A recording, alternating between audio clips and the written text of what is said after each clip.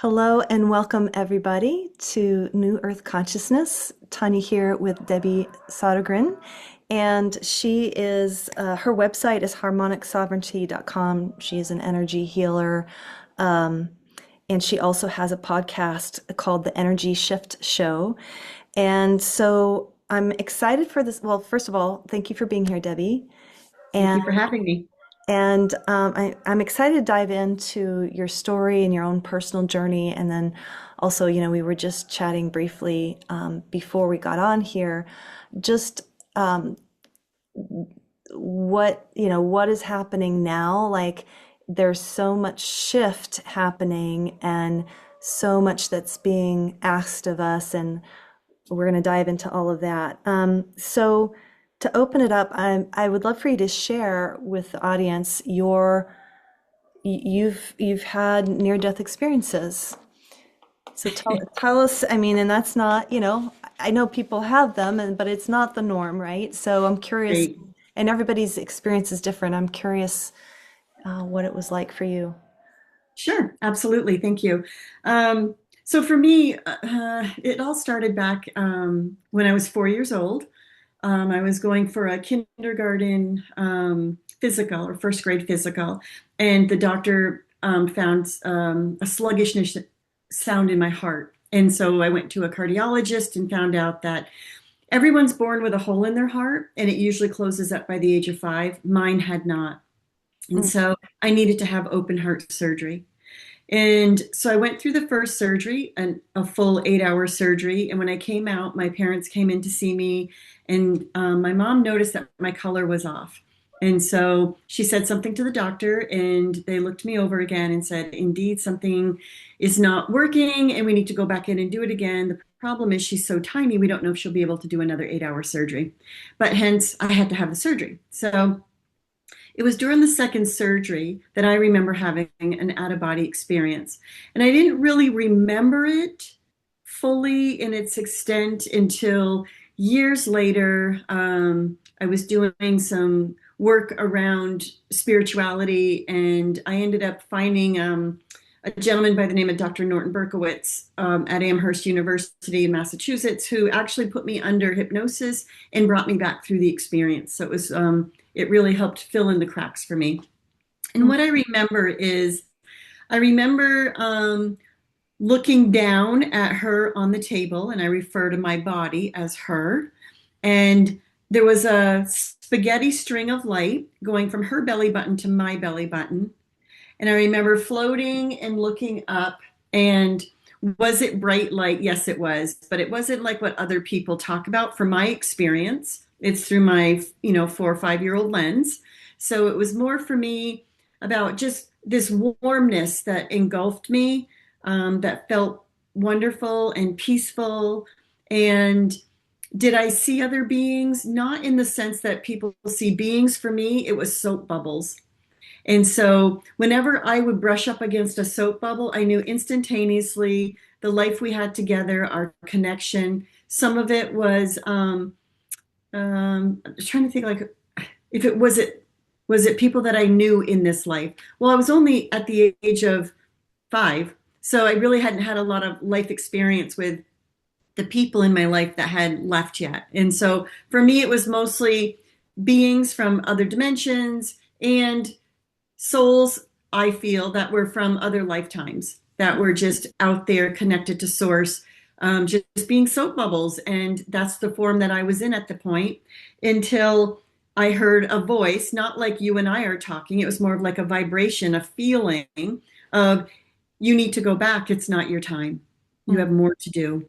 Mm. And so, without questioning it, as young children do, okay.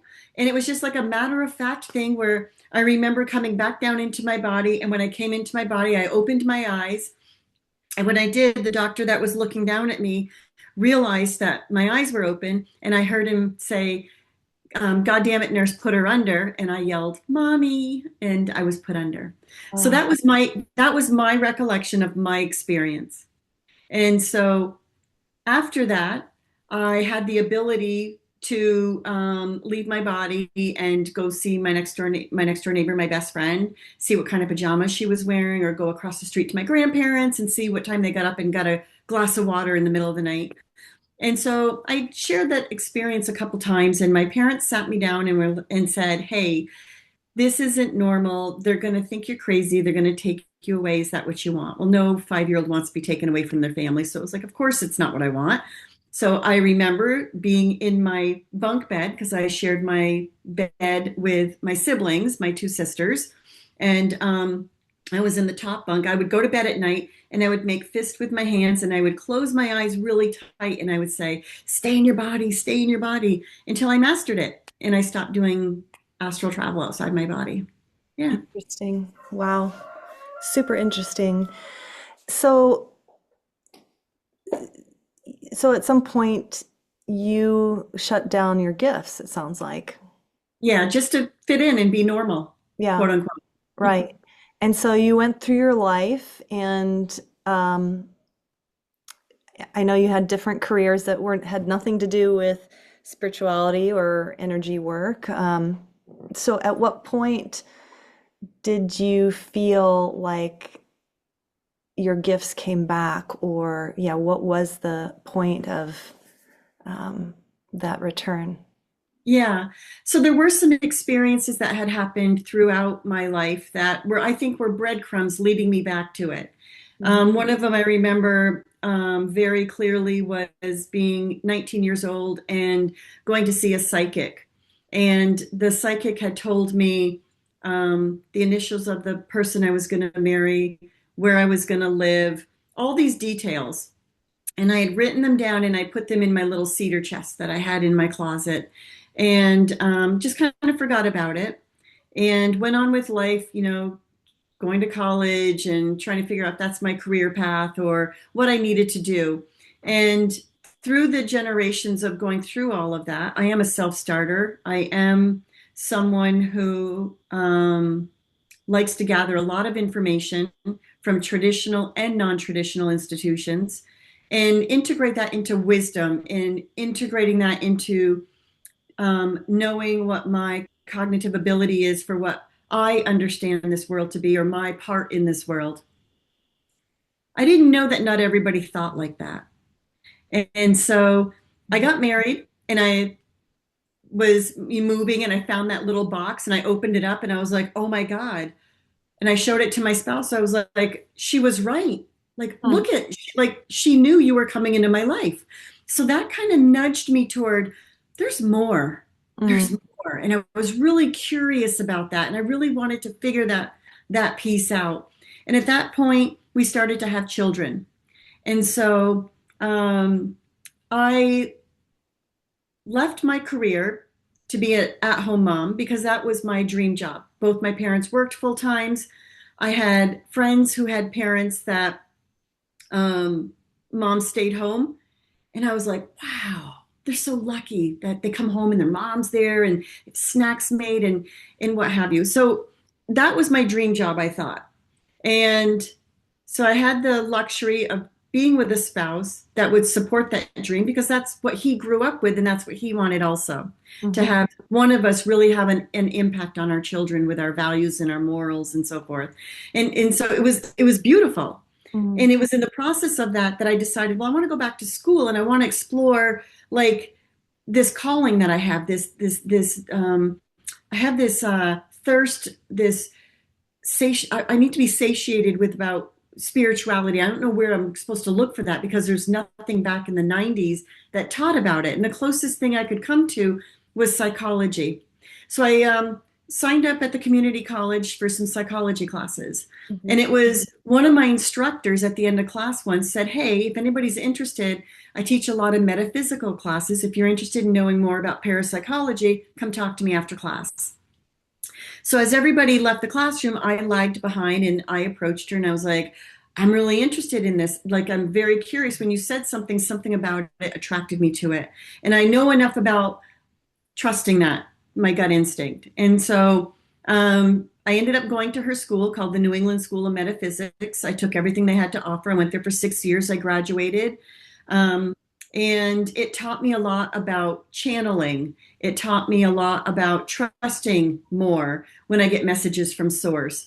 It taught me to, um, not everybody around me was going to support what I was doing, but I needed to have that courage within myself to continue on my path. It was going to be a very lonely path.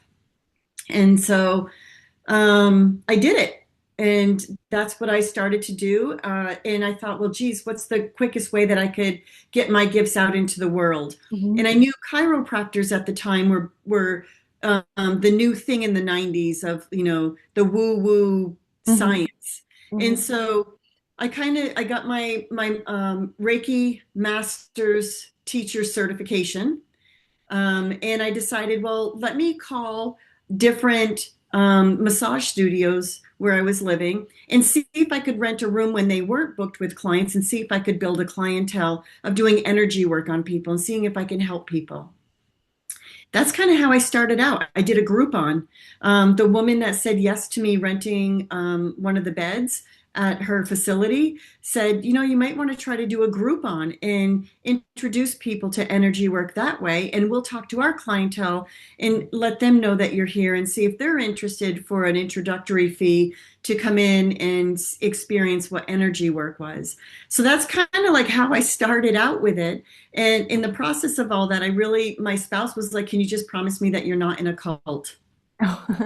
And that's fair. Yeah, And sure. I was like, yeah, I mean, hopefully I'll be able to discern between that, but I really believe that my higher guides have my best interest at heart. And so that's what I led with. And I was the weird mom. I was the mom that had crystals and burned sage and Palo Santo sticks um, grew her own food and tried to teach others about growing their own food and Yeah. canning and all those things. Yeah. Yeah. I love that. That's kind of leads me to, I guess, maybe this next question of what I perceive to be happening in the world, which is like AI, technology, like this push to like, um, how much more can we get, you know? And then on the other side, like at a soul level for myself, and I don't know how many people feel this way, but for me, there's this deep longing to want to return to the earth, to nature. Like I mean, I just went camping this weekend. I spend a lot of time on the computer, unfortunately. Like I do sessions on the computer, I do these interviews, I'm marketing on social media, like all these things that require all this computer time. And it's almost like now it's a luxury to have time to just go and sit on the grass and watch the geese walk by and sit with the trees. And it's like, that just that's truly all I like. My soul is just craving more simplicity as the world continues to become more and more complex and fast and furious, you know what I mean? So Yeah. how do you, because one of the things that, harmonic sovereignty, how do we how do we navigate that when, like, I think so many of us on a soul level know it's like we need to get back to the heart, to nurturing our relationships, to being grounded, to cooking our own food, to, like really simple, nourishing activities versus what seems to be demanded of us in terms, the only way I see it is like, well, it's because we still have to make money. We Mm. still have to pay the bills and things are getting more expensive. And now we've got, looks like the war in Iran is happening. And so there's, um, there's all of that. So I'm curious if you have any wisdom to share or any insight about that, of like that sort of clash. Yeah, thank you for opening that up. I think that's really important. I think a lot of people are searching for this kind of conversation to happen because it's not a comfortable conversation in society to just have. We're okay with saying, how's the weather? Things good in the family, but we're not okay saying, I'm not happy with what's going on in our world right now. How do you feel about it? And accepting each other in our differences. And and I think we've lost that skill set because we've been taught and programmed that life is a struggle. You have to work really hard for what you need and what you desire. And I want to say that it's a partial truth and it's not a partial truth. I think that we've been programmed that way. And I think we have generational trauma that's been passed down to us to believe that way. And hence the struggle we're all in today. When they say people are having the great awakening right now, people are finally saying enough is enough. Am I really happy? Hmm. We all know, we've all read the studies, or most of us have, that money can't buy you happiness. More things cannot make you happy.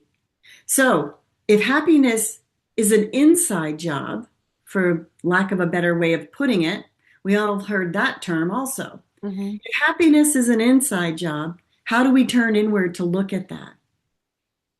There's Yeah. no real teachings out there back in the 90s, the 2000s, the early 2010s, and here we are in the 2020s. I'm in the 6.0 version of myself. I'm going to be 61 this year, so I call it the 6.0 version.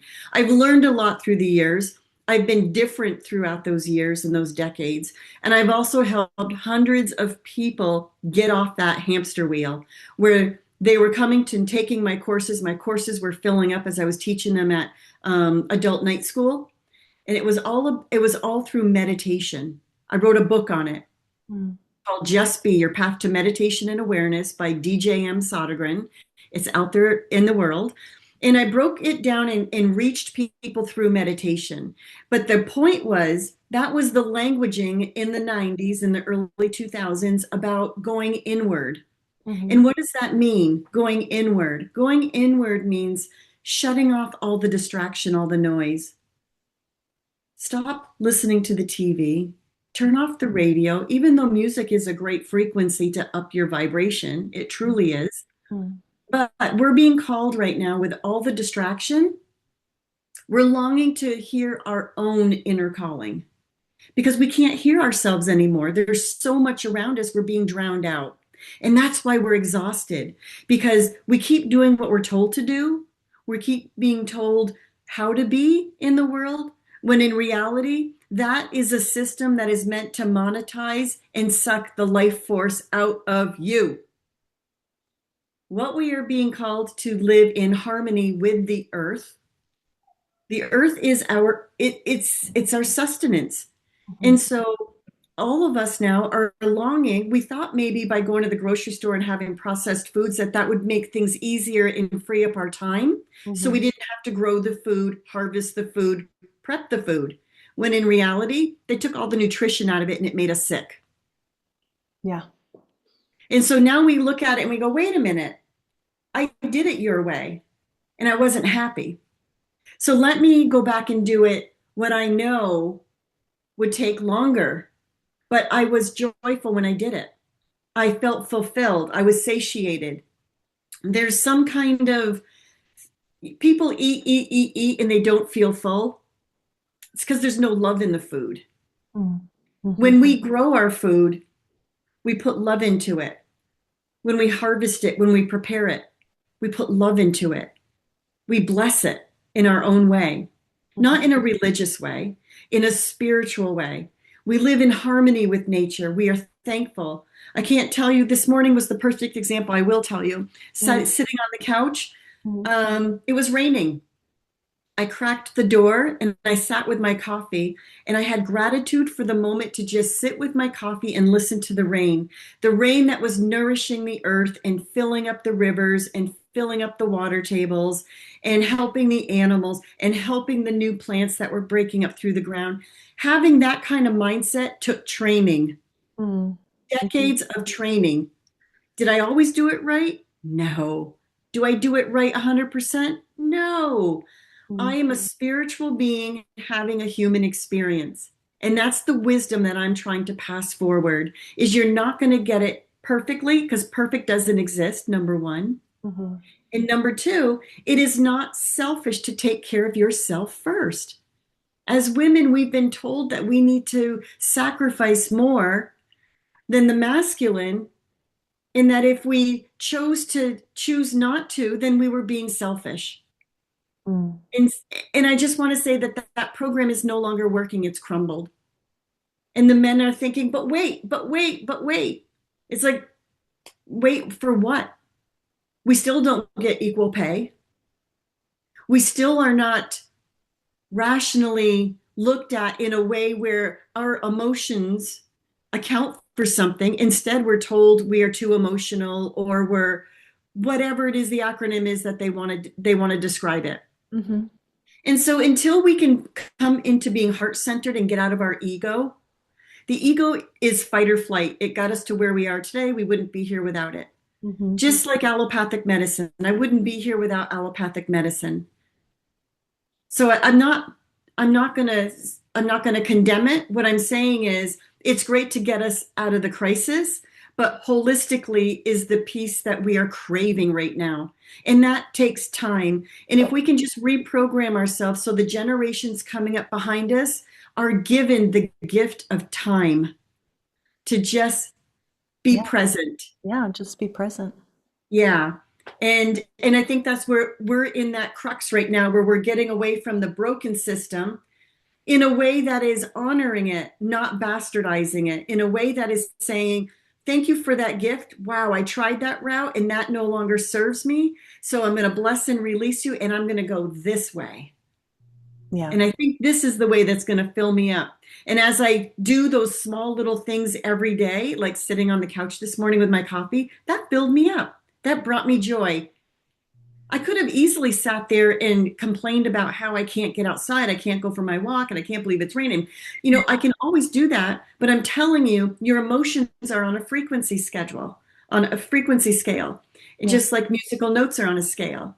And the emotions that are lighter and fun, those are the emotions that you can attract more to, or you can be in the emotions that are deeper and heavier, and they just take more energy out of you and they exhaust you.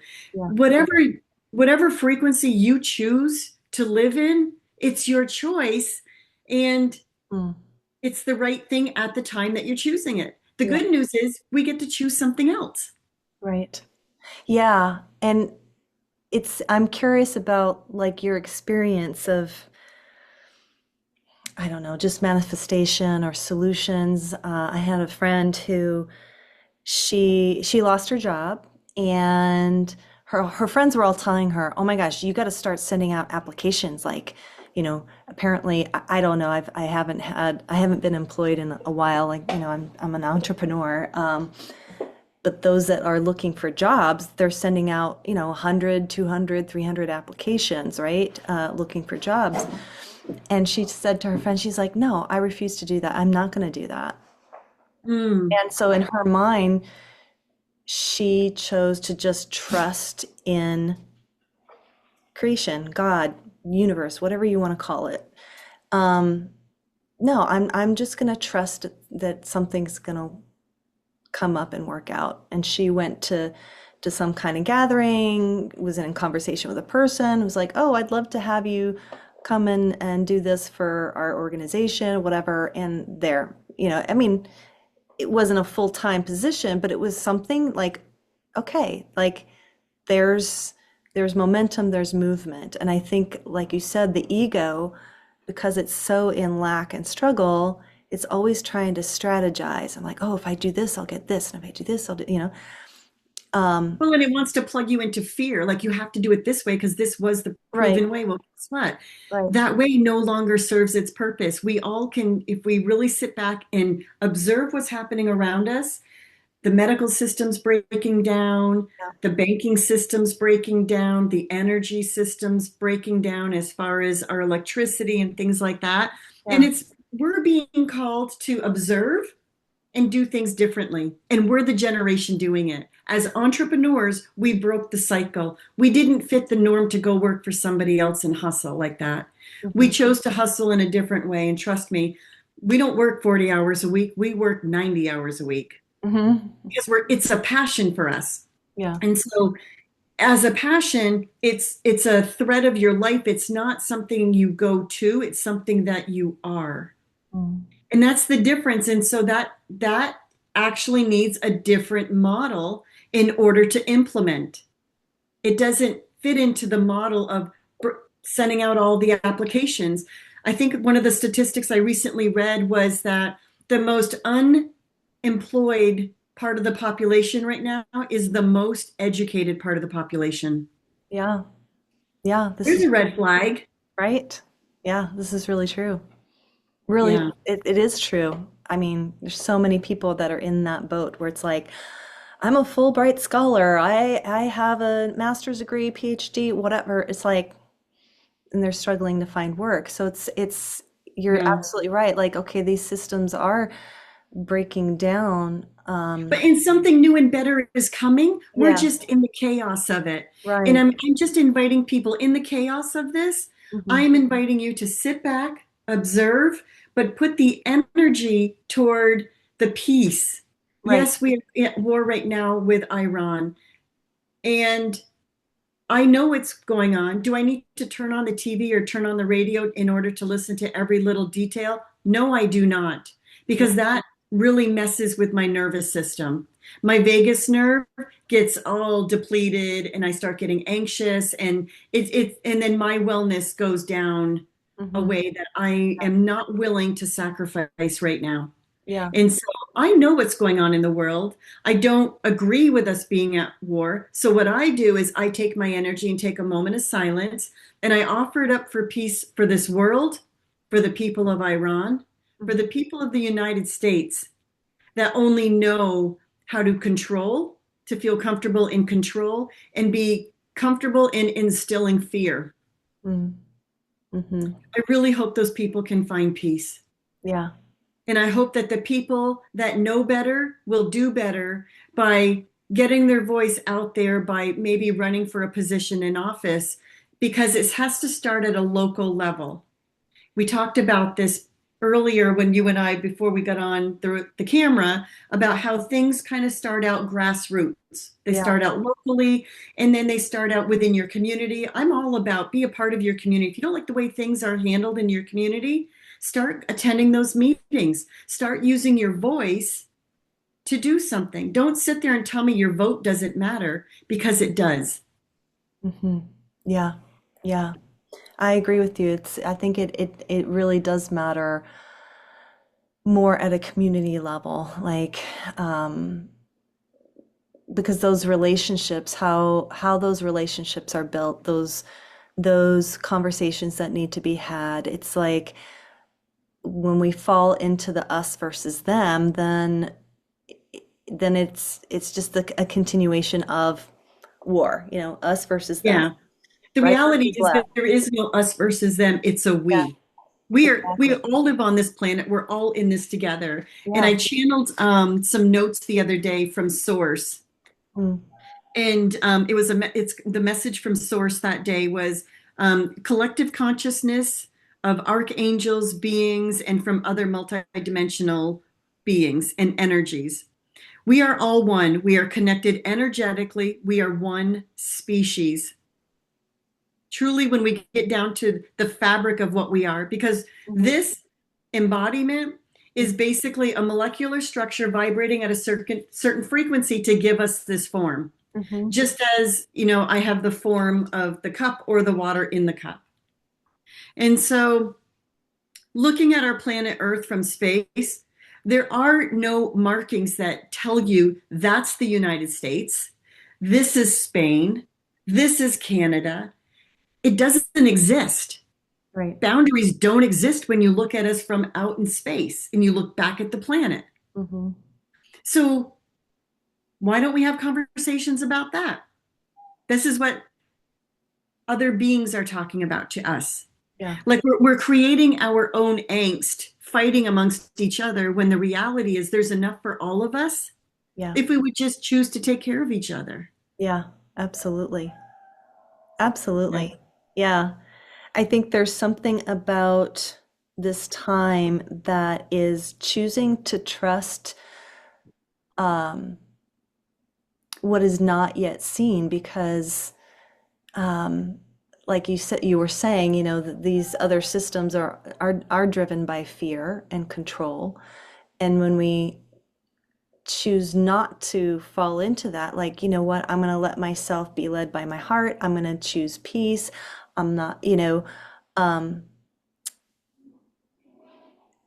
I have this feeling that there's this possibility or potential where we actually enter a different dimension. It's like Mhm. two streams, right? One stream is going this way.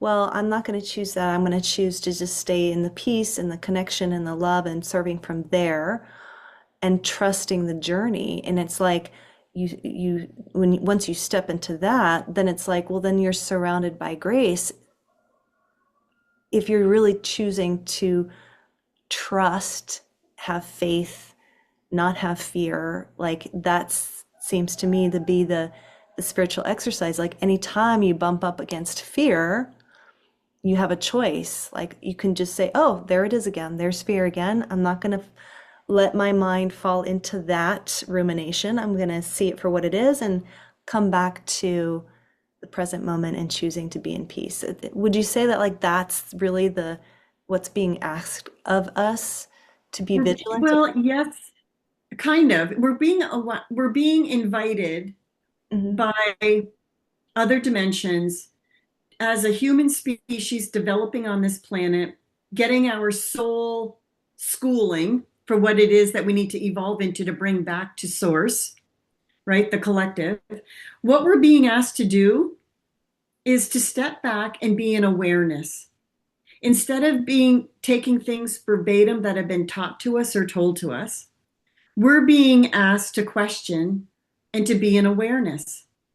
When something, it's kind of like it's using your senses and trusting the gut sense a little bit more.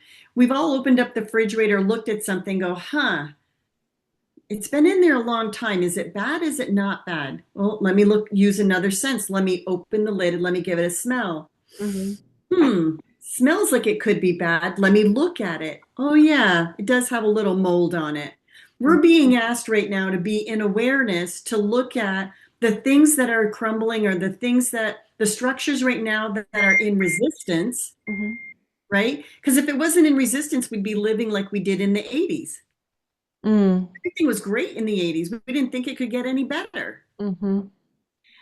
But it's not the way it is right now because the earth is exhausted of its resources and the earth can heal itself just as the human being can heal itself as a species. Mhm.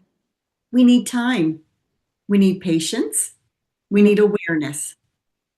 And so, if we can get back to some of the basics, like you were talking about, the yearning to just be out in nature, kids playing outside barefoot. Yes, there's germs, but we're of this planet. We have germs inside us. I think in the United States, we're the only big population that doesn't do cleanses for parasites. Mm. I Right. was talking to a woman that grew up on a farm. Gosh, she was in her 70s and 80s now. And she grew up on a farm. And she's like, oh, I can remember back in the day, the doctor would come to the house and give my mom this medicine. My mom would give it to each of us kids, and it was to help clear out the parasites. We didn't know what that meant. We just took it. Yeah, interesting. Huh. Right. And so I think right now what's happening is all those ways that we could holistically heal ourselves, the pharmaceutical companies, I want to say the industries that don't support it because it doesn't make them money, they make it bad, they make it wrong because they Mhm. have the budgets to put that information out there. So Right. when you talk about too much information with AI, we're moving toward Atlantis. A lot of the people that are on this planet right now are given information on energy and having free energy, and we shouldn't have electric bills. The sun provides our energy for us. There's ways to harvest it that are effective and free. Yeah. But the utility companies, it would it's going to hurt other people's budgets. It's going to hurt their Right. pocketbooks. And Right. so that greed is what keeps them from hiding the information. Yeah. And so here we are. But a lot of us are waking up and going, I don't want to live like that anymore. In the United States, we're told bigger is better. The bigger the house, Yeah. The bigger the hamburger, the bigger the plate. Bigger isn't always better. That no longer is a truth for me. So I don't use that as a truth. Mm. And I think I'm giving people more and more permission to find out what it is that's a truth for you. And I have friends that have a truth that they think everything that the leadership in the United States is doing right now, they're in agreement. Well, I can overlook that because this is what is happening, and I'm in agreement with that. Mm. Well, thank you for explaining that. I respectfully disagree. I don't need to cut you out of my life. I don't need to do anything out of ego. I want to stay heart centered. And I just want to say, that's great to know that that's what you believe. And so I just want to ask you some questions. Do I have permission? Mm. And most of the times they say yes. And I'll say, so if you look at it that way, what about looking at it this way? And then usually the response is, wow, I didn't think of it that way. Mm-hmm. Yeah. Well, we've lost the art and the skill of communicating.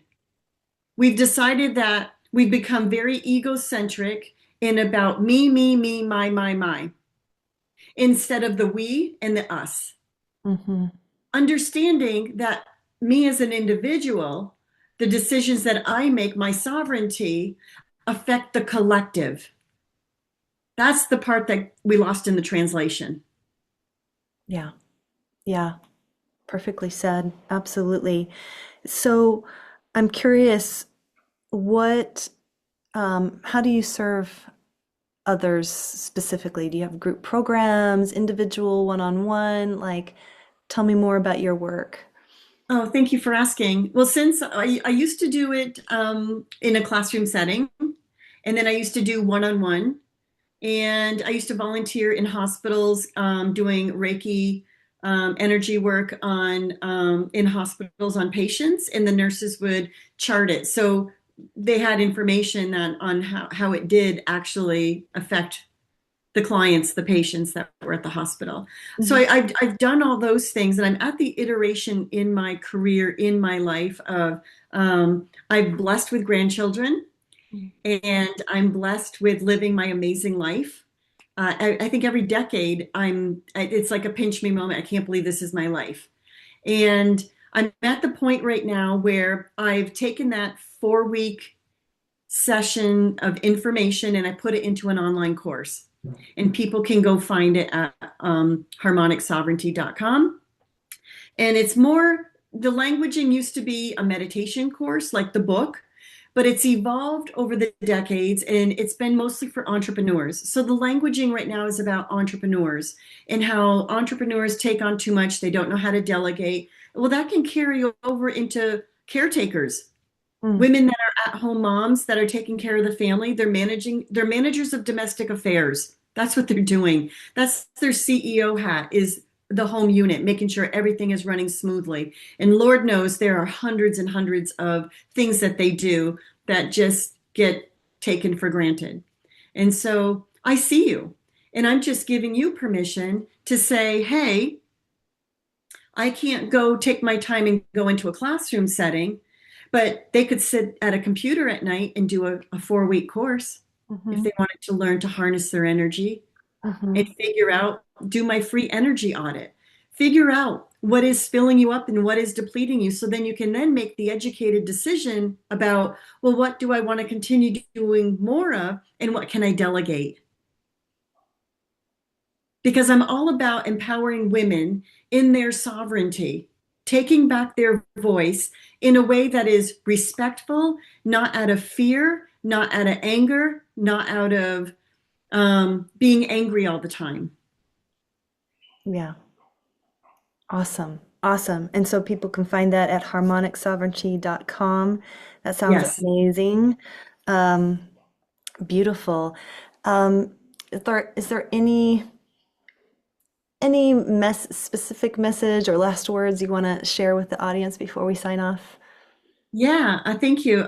Keep breathing, everybody, and not the shallow breaths. Mm. Train yourself with different kinds of breath work um, so that you can soften your nervous system, so that you can listen again to the voice within you. I can't tell you ever, oh gosh, so many people come through my course and when I was teaching it saying, I don't know how to meditate. I can't quiet my mind. And they had this preconceived idea of what they thought meditation was. When I offer in the course very simple things like give yourself permission to turn everything off and sit for 5 minutes on the couch and just close your eyes. Maybe the next time you try it, you'll turn on some meditative music or some inspirational music that you like and just sit with your eyes closed and listen to it and see what happens.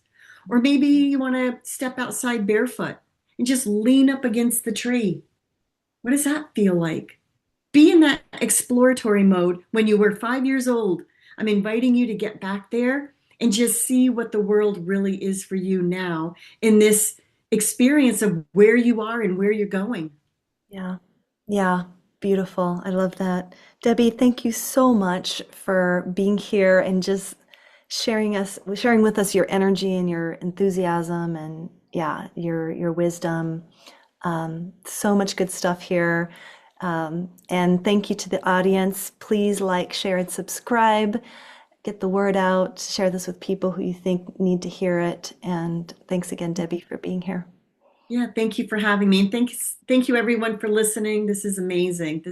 We're in a beautiful time right now. We all chose to be here right now. Yeah, absolutely. All right, everyone. Take care. Bye for now.